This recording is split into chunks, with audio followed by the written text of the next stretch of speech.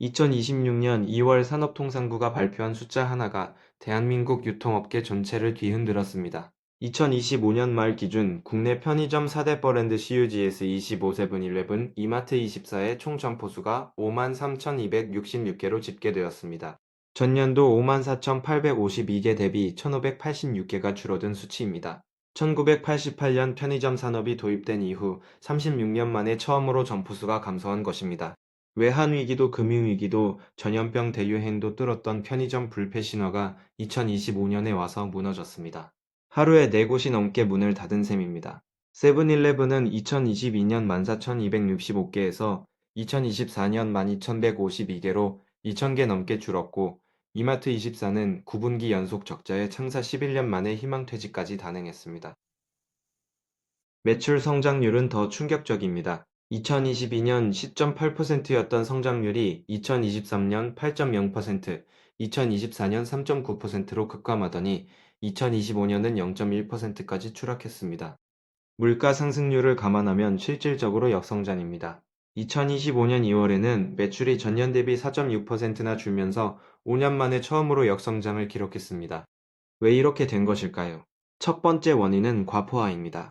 대한민국 인구 5,100만 명의 편의점 5만 3천여 개면 국민 937명당 편의점 1개입니다. 편의점의 나라 일본은 인구 1억 2,300만 명에 편의점 5만 7천여 개로 2,153명당 1개입니다. 인구 대비 편의점 밀도가 일본의 2배가 넘습니다. 한 골목에 편의점 3개가 나란히 서 있는 풍경 자체가 비정상이었던 것입니다. 두 번째 원인은 수익 구조의 함정입니다. 편의점 창업에는 최소 7천만 원이 필요합니다. 문을 열고 나서도 매출의 34%를 본사 수수료로 내야 하고, 임대료, 인건비, 전기세까지 빼면 점주의 월 수익은 300에서 500만 원이 평균입니다. 직접 매장에 나가지 않고 알바를 더 쓰면 수익은 150만 원 수준까지 떨어집니다. 계약 기간 5년을 못 채우고 폐업하면 평균 4,500만 원의 위약금까지 물어야 합니다. 세 번째 원인은 소비 위축입니다. 경기 불황으로 소비자들이 초저가 상품을 찾기 시작하면서 가격대가 상대적으로 높은 편의점이 직격탄을 맞았습니다. 정부가 소비 쿠폰의 수혜를 가장 크게 준 업권이 편의점이었는데도 성장률이 0.1%였다는 사실이 이 위기의 깊이를 보여줍니다. 그런데 같은 골목에서 정반대의 일이 벌어지고 있습니다. 2022년 7,900개였던 대한민국의 무인 매장이 2025년 12,000개를 돌파했습니다. 3년 만에 2배 이상 폭발한 것입니다. 전 세계 무인 매장 시장은 2024년 814억 달러에서 2034년 9,626억 달러로 연평균 31.6% 성장이 전망됩니다. 국내 키오스크 시장도 2022년 6,971억 원에서 2027년 1조 2천억 원으로 46.5% 성장이 예상됩니다. 무인 매장이 폭발하는 이유는 세 가지입니다.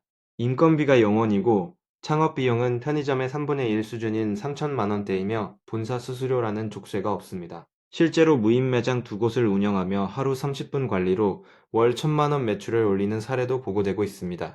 하지만 무인 매장이 만능은 아닙니다. 진입장벽이 낮아서 같은 골목에 같은 무인 아이스크림 가게가 3개씩 들어서는 상황이 벌어지고 있습니다.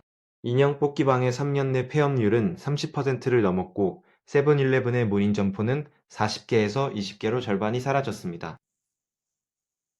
관리하지 않는 방치형 무인 매장은 도난과 위생 문제로 빠르게 무너지고 있습니다. 편의점의 과포화가 무인 매장에서 그대로 반복될 수 있다는 경고입니다.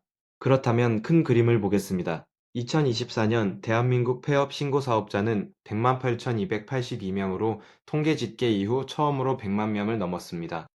하루 2,762명이 폐업합니다. 자영업자 10명 중 7명이 월 100만 원도 못 벌고 있고, 소득이 0원인 사업장이 100만 곳을 넘었습니다. 사업소득 상위 20%와 하위 20%의 격차는 101.9배로 처음 100배를 돌파했습니다. 이 모든 숫자가 가리키는 방향은 하나입니다. 사람이 서 있던 자리를 시스템이 대체하는 구조적 대전환이 시작된 것입니다. 최저임금이 오를수록 사람을 쓰는 쪽은 불리해지고 기계를 쓰는 쪽은 유리해집니다.